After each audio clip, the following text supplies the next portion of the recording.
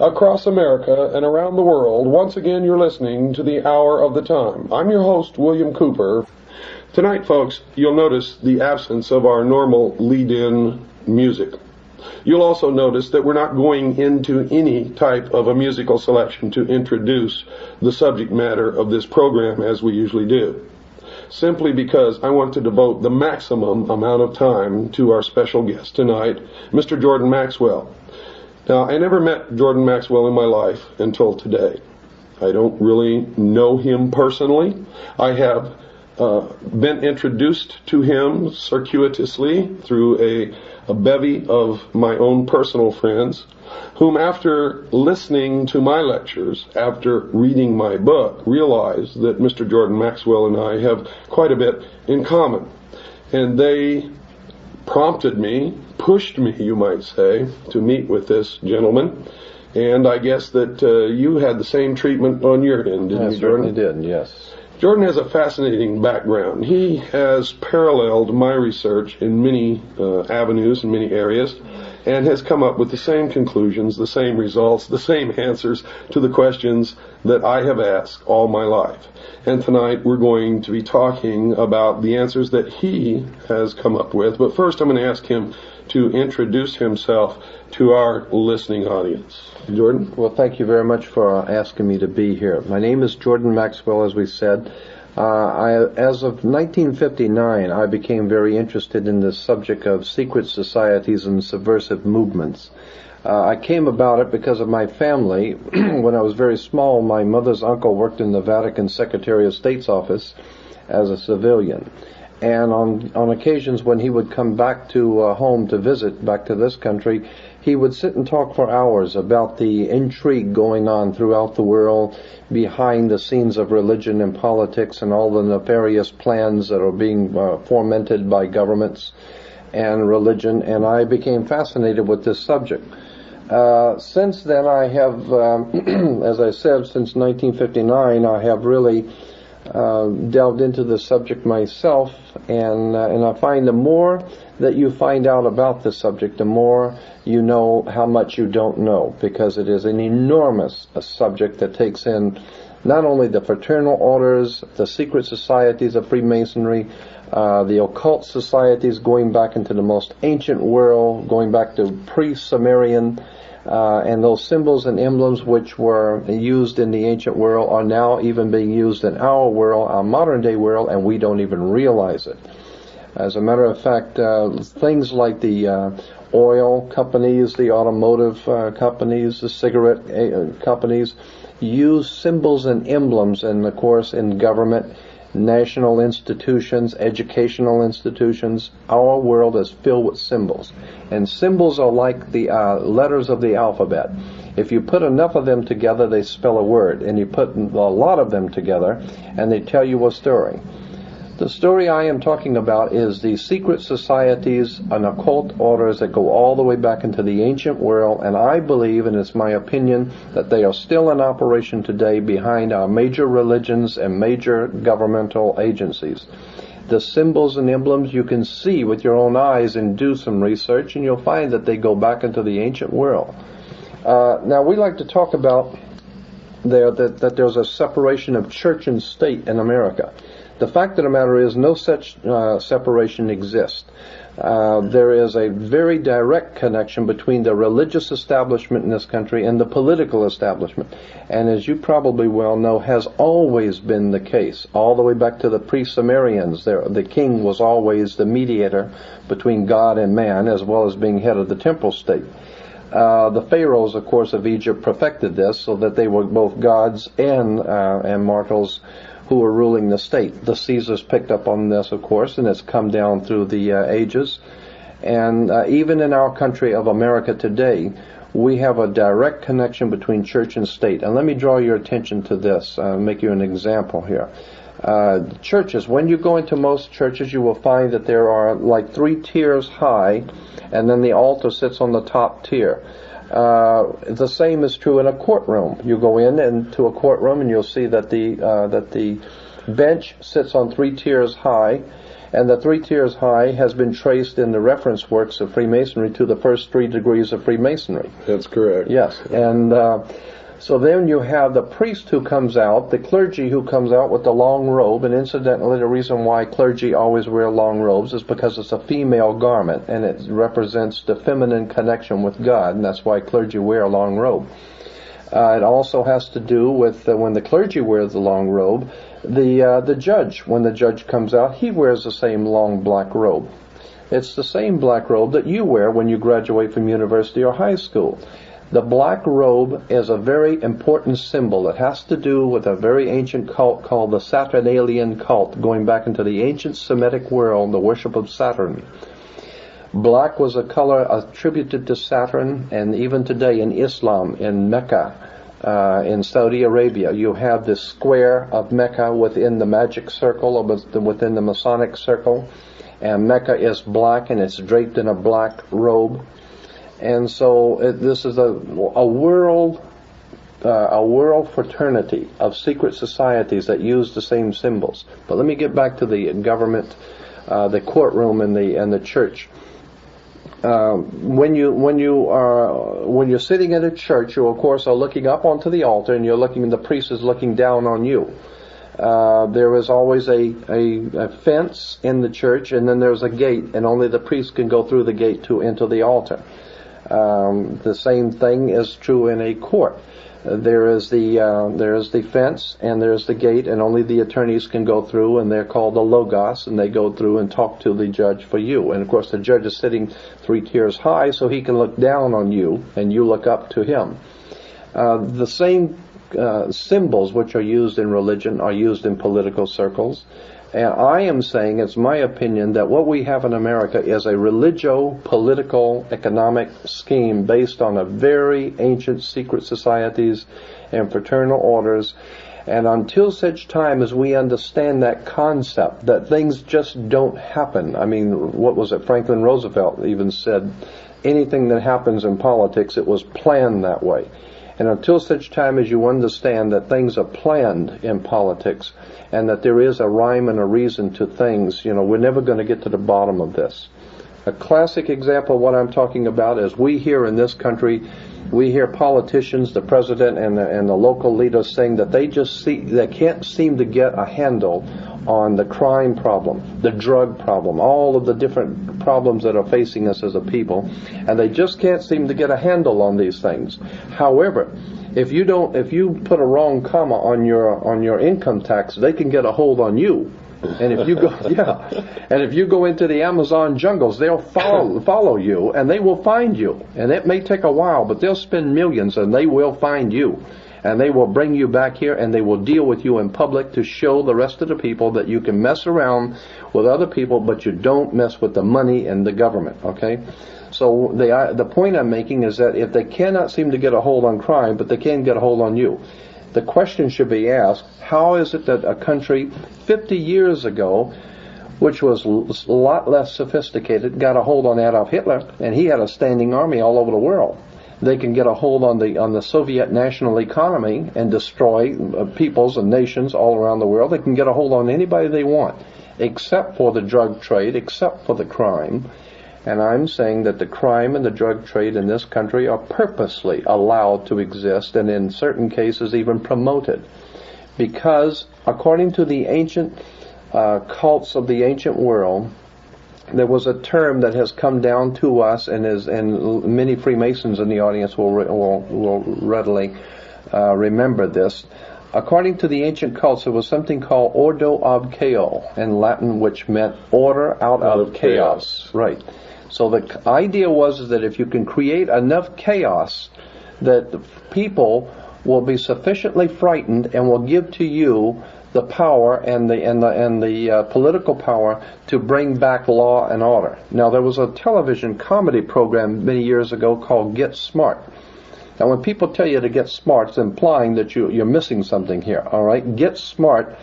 You'll remember that on one side in the TV show Get Smart, on one side was chaos, and the other side was control. And I'm saying that's exactly how you get control, by causing chaos. The idea is that if you're going to if you're going to pull a scam on somebody, you're going to pick somebody's pocket or something, you always have a diversion. You do something to draw the person's attention while you're picking his pocket. If you're going to break out of a prison, you always have the gang fight down at the far end while the guys are crawling out the hole on the other end. The idea is you set up a diversion, you cause chaos, and out of that you can get control, because people will sufficiently frightened people will give you the power to put down these problems. Now, Adolf Hitler did this, and he worked it perfectly, and it works. A lot of people are wondering, why is it that the German people would have ever allowed Hitler to do what he did? Hitler was elected to office because of the chaos that he was doing. He was causing the chaos. The people came sufficiently frightened, and so they had give him the political power to put down the trouble, because they knew he was the only guy that could put down the problems, because he was the one that was causing it. So I'm saying that the same kind of scam is being worked in this country today. We're seeing nothing but chaos and nothing but trouble, and I'm saying that it's all orchestrated, that you couldn't possibly imagine people like the President of the United States making mistakes. I mean, you hear every day, what, Senator so-and-so made a terrible mistake, or the United States government made a terrible mistake in Vietnam, or they made a horrible mistake on this or that. This country don't make mistakes. If they do something, they have a reason for doing it. They don't pay these people, these doctors and professional psychologists and his whole army of brains at the Vatican. I mean, it's a Freudian slip probably in the Vatican too. But at the Pentagon. Pentagon. Yeah, they don't pay these people big money to make mistakes. The president, when he does something, or this government does something, they know what they're doing. Now, it may not make any sense to you, but according to other plans, if you understand what's going on behind the scenes, it makes a lot of sense. And let me interject something in here for you, Jordan, so that you'll understand. My listening audience has had 22 hours already. Their education is far beyond anybody that you normally talk to. Right. They understand what we're talking about. They understand the involvement of the Vatican. They understand the symbology of the mystery schools. Right. Now, we may have some listening audience out there who just tuned into this show, or maybe just found it a couple of shows ago. But most of my listening audience worldwide have been listening to this show since the 4th of May, 1992, and have an extensive education into all of this.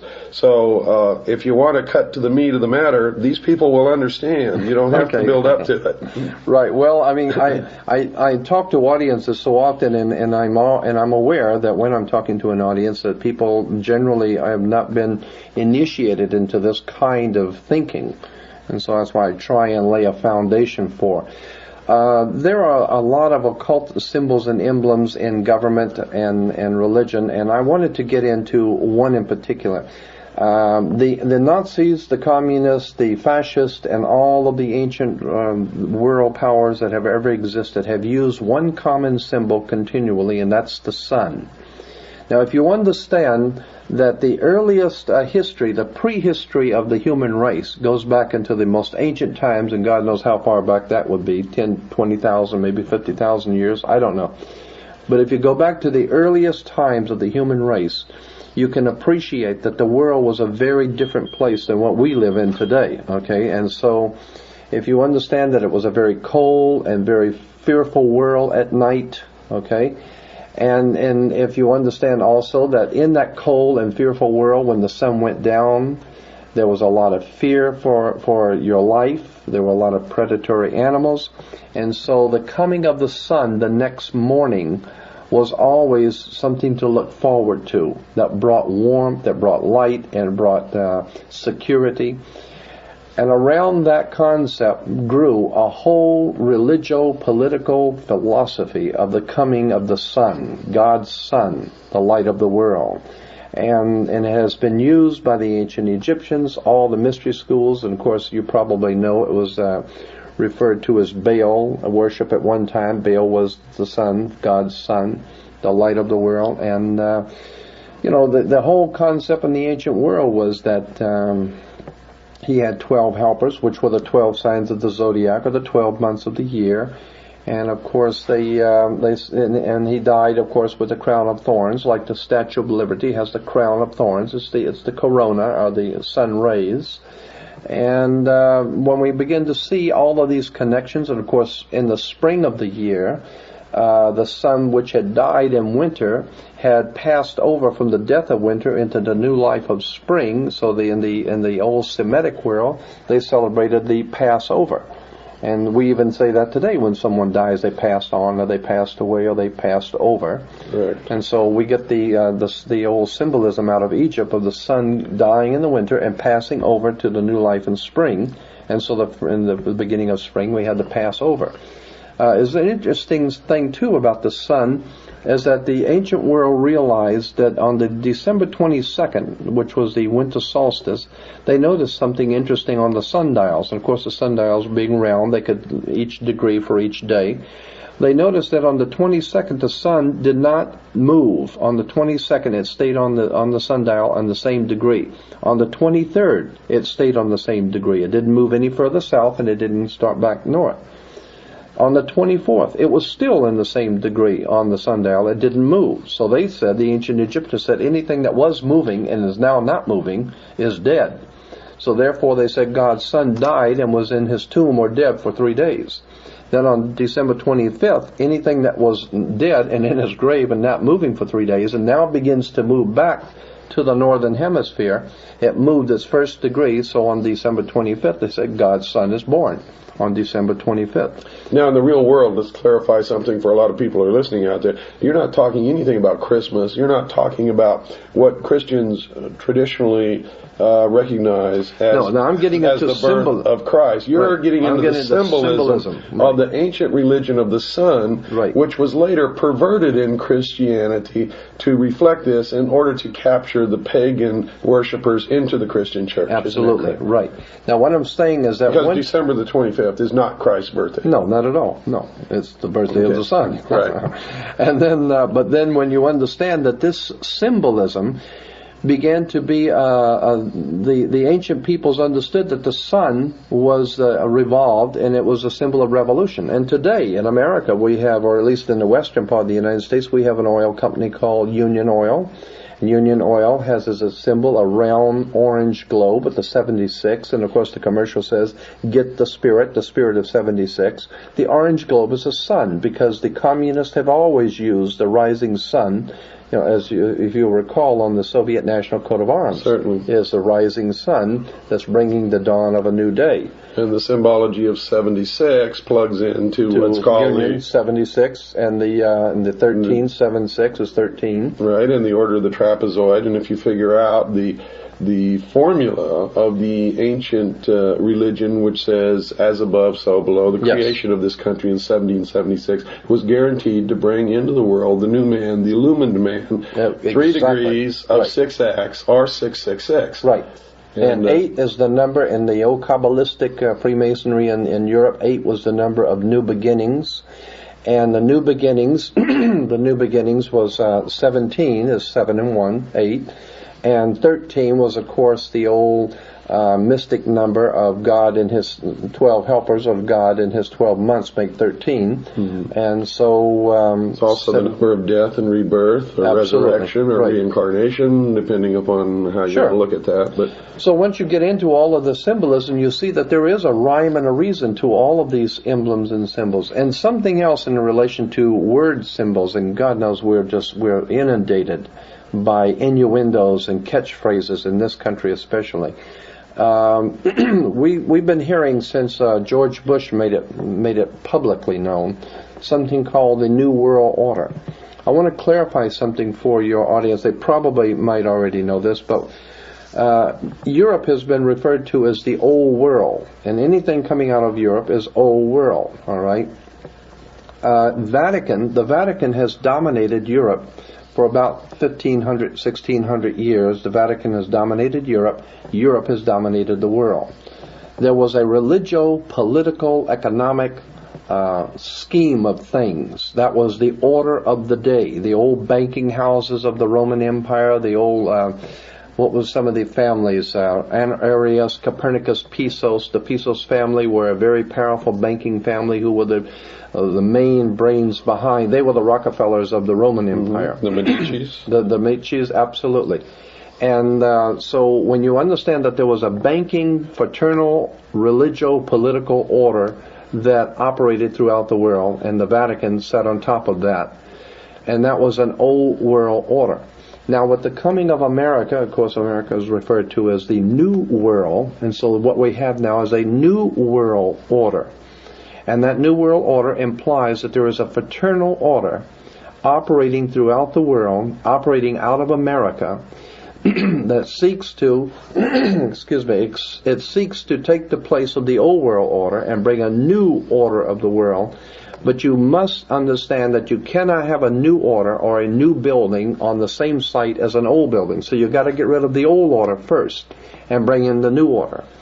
When you get into that, and I'm sorry, I'm got a frog in my throat. That's okay. When you get into that, you get into the symbolism Steven Spielberg and George Lucas bring out about Indiana Jones and the Last Crusade. And of course you can't understand the Last Crusade if you don't understand the First Crusade, right? Or the next crusade. Or the next crusade, which is the real crusade, right? And then from there you get the trilogy of Star Wars, and then the Empire Strikes Back. And of course, New York is referred to as the Empire State. That's correct. All right, and so you get the Empire Strikes Back, and then of course, you might know this, that in Freemasonry, there is a little ideologue or a little genie-like mystical character, supposedly in Freemasonry, that they said was their mediator between the gods and the Freemasons of the Knights Templars. And that little saint, or that little, what would I say, mediator, in the old Knights Templar tradition was a little short, little monster with pointed ears, and his name was Yoda. And you go into the old Masonic literature and pictures, and you'll see pictures of Yoda, because he was a Jedi Knight. And if you understand the Jedi Knights, where it was connected to the old order of the knightshood of the Knights Templars. So what we're talking about here is the Star Wars. We're talking about a spiritual war in the heavens, so to speak. Well, this was a cosmology, a celestial religion, so to speak. Absolutely. They talk about moving on to the celestial sphere, right? When they discuss passing. That right, and then of course the sun was. Well, the ancient Egyptians said that the sun walked across the sky, so therefore we have Luke Skywalker. Yeah, and then from this comes 1,000 points of light. That's and many 1,000 points of light, and 1,000-year reign of the Nazi Empire, or whatever. And what we're talking about here is secret societies and their use of symbols and emblems in religion and politics and philosophy. And incidentally, when you graduate from university, I meant to bring this out. When you graduate from university, you wear a long black robe. The black robe is, of course, the same black robe that the priest wears. It's the same black robe that the judge wears. All right, because the black robe symbolized it goes back to the old Saturnalian cult, which was pre-Egyptian, the worship of Saturn. And according to that ancient Semitic cult, when you got married, you wear the ring. The ring was the ring of Saturn. The women would show their submission to that god by wearing the ear ring. That's where we get the idea of the king being crowned. He wears the round crown or the round circle of the god of Saturn. Saturn, as I said, was assigned the color black. And therefore the black robe is the worship of Saturn, the Saturnalian god. What was I going to say about? Oh yes, and when you graduate with a square martyr board. The square martyr board is always the symbol of the brick masons use the martyr board. And then of course when you graduate, you are referred to as an alumni, which comes from the word illumini. You have been illuminated, which basically means you now know what to kiss and when, and how to think and what to think, and how to act, and you have been properly educated. You belong to the priesthood. That's right. You belong to the priesthood, and if you go along to get along, and don't cause any problems, then you go can along to get along. You might get a little, right? That's right, exactly. Nobody else gets anything. And my point is, and I have said this to so many audiences, that there is this country, the United States, has no real enemies in the world. After the Second World War, especially, is that true? Well, every enemy, even before the Second World War, the enemies that we've had have been a creation. That's right. Of this We country. created them. Absolutely. That's right. But there is one legitimate, believable enemy that faces America, that the powers behind the throne in this country, in America, are truly afraid of, and this is legitimate. They are totally frightened to death of us, the people, because they realize if the people ever wake up, I mean, something that Joe Kennedy was quoted as saying, something to the effect of beware the American conscience, because if they ever wake up and find out what we're doing, it's going to be hell to play. And so I believe that there is a legitimate enemy that this country perceives, and that's us. People who think too much, people who read too much, and people who talk too much. But that's always the case, though, Jordan, because we know that what's coming is going to be a socialist state. Oh, totally. Every time socialism has won anywhere, the first thing that they've done is that they have literally perverted the intelligentsia, which has brought them to power. And then the first thing that they did is kill the intelligentsia. They killed them. Absolutely. And the intelligentsia aren't very intelligent because they haven't learned this yet, because they're still doing it.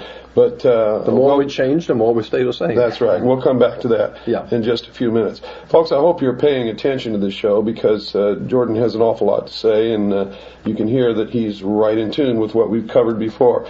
Don't go away. It's time to take our break. We'll be right back after this very short pause. And now let's get back to our regular program and our very special guest tonight, Mr. Jordan Maxwell. Jordan, can we talk about some of the symbols, the symbology that people are going to run into in their everyday life as they go about their business and maybe haven't even understood what these things mean? Yes, as a matter of fact, as we were saying before, that the world around us is filled with emblems and symbols, and if you know how to read the symbols, you can tell where people are coming from. You can tell what organizations are coming from. For instance, in Washington, D.C., which is a very interesting place, you have the Washington Monument, which is, of course, the Egyptian obelisk. Now, the Egyptian obelisk is pointing, is of course the male phallic symbol, okay? And the male phallic in the Washington Monument is connected to something in the White House called the Oval Office. And when you understand the male phallic with the female Oval Office, you're talking about the coming of life, and that's the life of the nation. You have the Pentagon. The United States Pentagon comes from the five-pointed pentagram. If you take the arms off of a five-pointed star, which has been used in devil worship and satanic worship for thousands of years, if you understand, you take the arms off of a five-pointed star, the interior of the star is called a pentagon. And so we have a United States Pentagon, and of course the Pentagon is used by the Chrysler Corporation as their symbol, the Pentagon. Why? Because Chrysler was the company that was chosen to make the military hardware for the United States, and they had the contract, so that's why they still use the Pentagon as their symbol.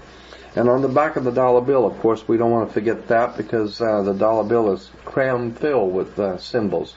And Roosevelt, Franklin Delano Roosevelt, said that the reason why it was all these symbols were put on a $1 bill is because he figured that all over the world, people, no matter how poor you were, you would have in your hand the almighty dollar. And if you have in your hand the $1 bill, then you have in your hand all of the symbolism of the secret societies and the occult orders. Of course, on the left-hand side of the back of the dollar bill, you have the pyramid. Now, you've got to ask yourself, why would you have an Egyptian pyramid on an American dollar bill? And then you will see the letters Annuit Coeptus over the top of the pyramid. Annuit Coeptus in Latin means our enterprise is now a success. Our God has favored our enterprise. The enterprise, of course, is on the banner beneath the pyramid, which is Novus Ordo Seclorum, which is the new order of the world, new order of secularum, and that's where we get the word secular, anything that's worldly. So now we're talking about a new world order on the bottom of the pyramid. You will find that the pyramid has 13 layers, and there are 13 letters in Inuit Coeptus. And then if you go to the right side, you'll see the seal of America with the eagle. And above the eagle, you'll have 13 stars, which stand for the 13 colonies originally. But the 13 colonies and the 13 stars go back to Jesus and the 12, because they're moving in on and using the ancient societies are moving in on the teachings of Christianity and posing themselves under the 13 being Jesus and the chosen 12. Then you've got the 13. Let's say on the right hand side, you've got on one side of the eagle you have the 13 leaves and the 13 berries and the 13 leaves, and then on the other side you have the 13 arrows. Everything is done in sequence of 13. Of course, on the something else I wanted to bring up while I'm thinking about it is that so much of what we have seen in movies and television are symbols. Are you aware that I have been talking to some doctors in Los Angeles who have been doing some research on this, and I find it to be absolutely fascinating that many of the gangs, the Latino and the black gangs in the major cities across America, their graffiti that they are spraying on buildings, their graffiti are actually Masonic emblems and Masonic seals and symbols. And I have seen a whole collection that these doctors have. These are medical doctors, but they are interested in this subject. And they have been collecting hundreds of pictures of graffiti and showing the research into the ancient secret societies. And there's no way that these black and Latino gangs could know these symbols. There's definitely a connection between the gangs and some sort of a higher orchestrated mind behind the warfare going on between gangs.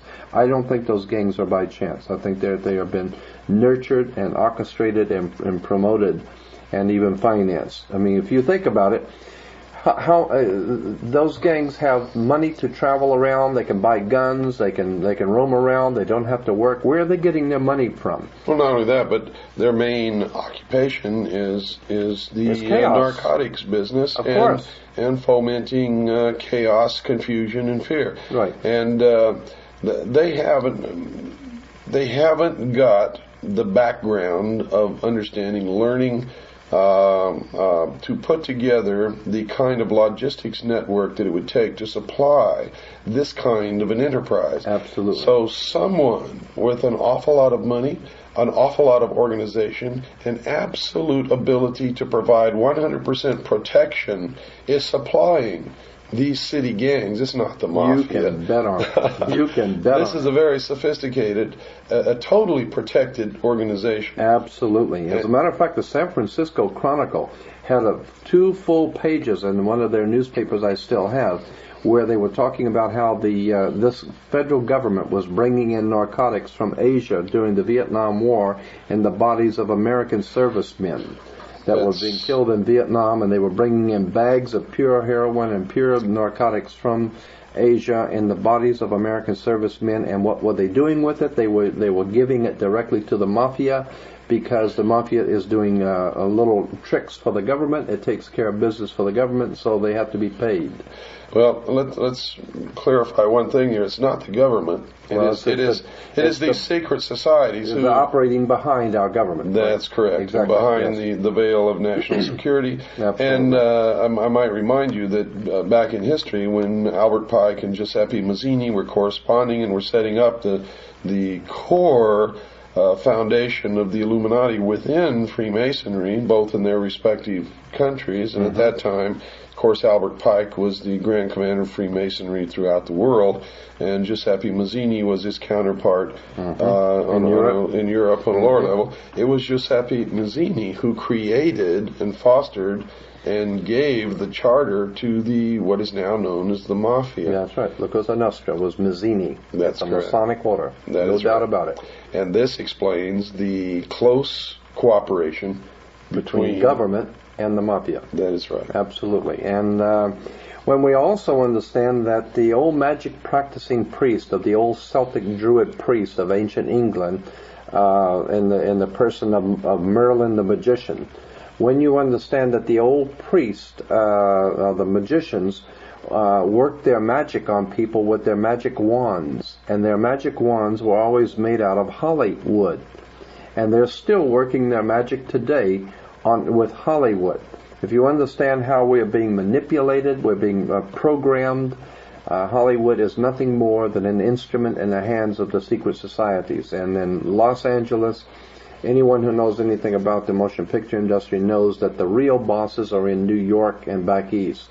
Nobody makes any decisions here in Los Angeles. Those decisions are made by some very powerful people behind the scenes in New York and upstate New York. And we're not talking about just Hollywood. We're talking about the media overall, in general, right, including print, television, radio, right, the whole works. Absolutely. And specifically, what we're looking at is a very sophisticated method of manipulation and brainwashing, and exploitation. Correct. Absolute exploitation of people's ignorance. Somewhere along the line, and as I said to you before a few minutes ago, the greatest enemy this country will ever face, the people who are behind the scenes of government in this country, their greatest enemy is you. You who think too much. As a matter of fact, there was a motion picture called, a few years back, called Network. And in the movie Network, at the end of the movie, the star was a newsman, and he said something to the effect that you don't have to worry about America being destroyed. America's not going anywhere because we feed everybody. So if we go, the whole world goes because we're feeding everybody. Yeah. But there is something that is lost forever. There is something that has gone and is legitimately lost, and that is your freedom as an individual human being to be free, to do your own thinking, to be your own person. That is lost. You have been taken over and you don't even know it. And he said, and the reason why is because you don't read, you don't think, you want to be entertained by Bugs Bunny and Big Top Pee-wee. All you want is your recapable tires, like he says, and all of your creature comforts, and you don't want to put yourself out, and so consequently, karma, it's the law of karma, cause and effect. You have not defended your freedoms, and if you don't defend your freedoms and your rights, you don't have any. That's correct. Now, let's go back to this symbology we're talking about. Now, on the back of the reverse seal of the United States of America, right, we see at the top of this pyramid, which, by the way, does not have a capstone, we see an eye surrounded by rays, triangles, right. And this eye signifies, really, in the beginning, signified the sun. Yeah, Horus, the god of the sun. That's correct. And we see that same symbol as the insignia for CBS. CBS eye, that's right. And we also see in the NBC peacock a tail, and each feather of the tail has an eye on it. And we also see the symbol of one of the information computer networks, America Online, is the pyramid with the, again, all-seeing eye. It's everywhere. We see the symbol of Prodigy, which is another computer information service, right, which has as its symbol the pentagram. And by the way, folks, there's been a lawsuit brought against Prodigy because it has been discovered that as you sign on to the Prodigy computer bulletin board database system, built into the program that they send you so that you can sign on to this system and use it, is a method whereby they actually read the information on your personal hard drive, on your personal computer. And I don't know where that goes or what they do with it, but there has been a lawsuit that's been brought against Prodigy for they've been caught in the act, is what I'm trying to tell you. Yeah, right. And it's in court right now. We'll let you know how that's resolved and what happens. But I will tell you, if you're signing on to some of these national computer information database systems, there's a good chance that you're the one that's being you're the one that is being computerized, probed for information, while you think that you're probing them for information. It's actually the other way around, and it's set up intentionally that way. I had an interesting conversation with a very high-ranking rabbi in America about 3 or 4 years ago. And he had written a book, and I was very interested in it, about symbolism, or occult symbolism in America. And some of the interesting things he brought out was the movie Frankenstein. If you break the word down, Frankenstein, and it goes back to Jacob Frank. And Jacob Frank in Europe was one of the leading members of the Illuminati in Europe. And the idea is that in the old movie, Boris Karloff comes out and tells you, in the old original 1933 movie of Frankenstein, he comes out and says that this is a story about a old mad scientist at Bavarian University of Ingolstadt. And he has put together all of these nefarious pieces and created a monster. And that's what Frankenstein meant. And the rabbi was bringing out that all this story of Frankenstein is that the Bavarian professor Adam Weishaupt had put together a Frankenstein monster to frighten the world. And what he did is he used different people and put them together, the different pieces, into a monster. And so Hollywood has known these stories. Hollywood is totally aware of all of these symbolism that's behind these stories. And so I'm saying there's no way we are going to remain a free people without facing the facts that it's an educated electorate. We love to go around talking about how we have the right to elect. Boy, in America, we have the right to elect. But we don't have the right to select. That's what the problem is.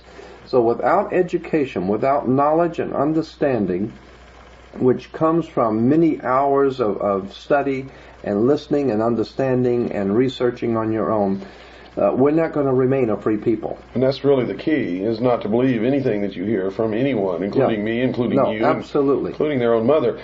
People have got to learn to start digging up and researching and all studying. All of this on their own. Absolutely. And then you will make it your own. Then you will finally see how we have been had as a people. And believe me, we are in serious trouble because the secret societies, even the Masonic orders today, when I have asked these Freemasons, who is it that is actually running your organization, they will tell you that they have a name for them. They call the hidden masters. The hidden supervisors. The hidden supervisor, the hidden masters. And it's always 9. Right.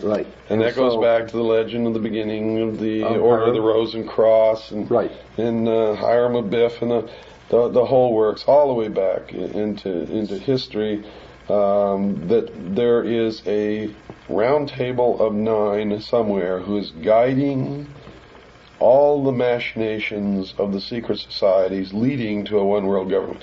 Now, I don't know if these 9 people really exist. It doesn't matter. That's exactly right. It doesn't matter. But what we do know is that it is organized, it is orchestrated, and there is a method to the madness. And it may not make any sense to you because you don't know what's going on.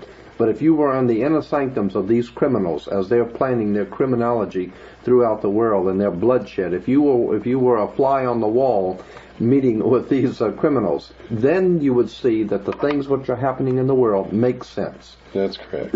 And also, one of the methods that they manipulate us is to turn us against each other. Absolutely. Racism is a form of this. Yes. Getting different religions to fight against each other is a form of this. But that's a protection to them. As long as you're out fighting somebody else, you're not joining forces to uncover them. It's part of the distraction, the illusion, so that we're not looking in the right corner to see the cockroaches doing the real damage. Absolutely. When they crawl out from under the sink at midnight. And that's a very good analogy, because that's just what they are. They're cockroaches. They're animals. And as a matter of fact, they have symbolism in words, as I said, and I'm going to throw this one at you. In California, we have something called the criminal justice system. Think about it. It's a criminal justice system, and they know what they're doing. I mean, they have this thing back in Georgia called the what is it for disease control? The Center for Disease Control. It's not the Center for Disease Eradication. It's for the Center of Disease Control. The way that we have grown up in this country, accepting symbols, emblems, words, institutions, government symbols. We need to educate ourselves that there is a whole world of knowledge there that we have not been privy to know. Well, their concept of us, meaning the normal, everyday, and I consider myself to be in that category. Right. I'm just like everybody else out there. Probably if I had never been a member of the Office of Naval Intelligence, I would never have caught on to any of this and would not be doing what I'm doing right now. So I'm no different than the average listener out there. It's just that one day I woke up, looked myself in the mirror and said, Bill, you've been stupid for all of your life. I'm not going to be stupid anymore. Right. Now I've got to do something smart. I've got to wise up. And that's really the only thing that separates me from most other people. So, but their concept of us is that we're like animals, like cattle, that we don't have any intelligence. Precisely. That's why they say that our offspring are kids. We have kids. And they rub it in our face. Absolutely. They rub our nose in it. And we go around saying that we have kids. Now, kids are baby goats. That's what they think of us. We're a bunch of goats, a bunch of animals, cattle, and that we deserve. They figure we're going to get taken anyway because we're so stupid. Their idea is that since we're going to get taken anyway, they might as well might as well go on and do it because somebody's going to do it anyway. Absolutely. So I'm saying I'm tired of being taken. Me too. And I want to wake the people up around the world to the fact that there is a method to the madness. It is orchestrated, organized, directed, and financed by criminals, and until such time as you understand that, you're never going to see this world getting any better, and somebody has to take up the reins, somebody has to do this, and we're putting our lives on the line by doing this, but at this point, I don't care anymore. All I want is to see this master conspiracy uncovered. I'd like to see all of this stuff uncovered for the first time. And that's exactly what the people behind our government do not want. They don't want the people to wake up. That's why they give you plenty of liquor stores, make sure you got plenty of booze and plenty of alcohol and plenty of entertainment and Hollywood and plenty of football games. Right. And, This is all the concept of the old Roman circus. That's it. When the emperor didn't want you to see what he was doing, he would give you bread and circuses. Entertain you. That's right. Wine and circus. On your way out. So, folks, I'm going to quote from Chapter 1 of my book, Behold a Pale Horse. I want you to remember this because this is their philosophy. A nation or world of people who will not use their intelligence are no better than animals who do not have intelligence, and such people are beasts of burden and stakes on the table by choice and consent. You know, we've done, I guess tonight makes the 23rd hour of programming on the mystery schools. This is the only media outlet in the world where any of this information has ever been aired in the entirety and the complexity and the depth that we have aired it. We've turned over the rocks. We've watched the bugs scurry. We've shined a bright light on them. They consider themselves to be illumined, but I'm going to tell you folks right now, those of you who listen to this program regularly are the only illumined, truly illumined people in this world. And where these members of these secret societies pretend to be working for the illumination and the furtherance of the human race and for 1,000 years of true peace, they are liars, deceivers, manipulators, and criminals. And the only people who are ever going to bring peace into this world will be you and I. People like Jordan Maxwell, people who really care about peace and security and about our children and about our future. Remember that, folks. As you go to bed tonight, remember, we love you here. We're thinking of you. Good night, and God bless you all.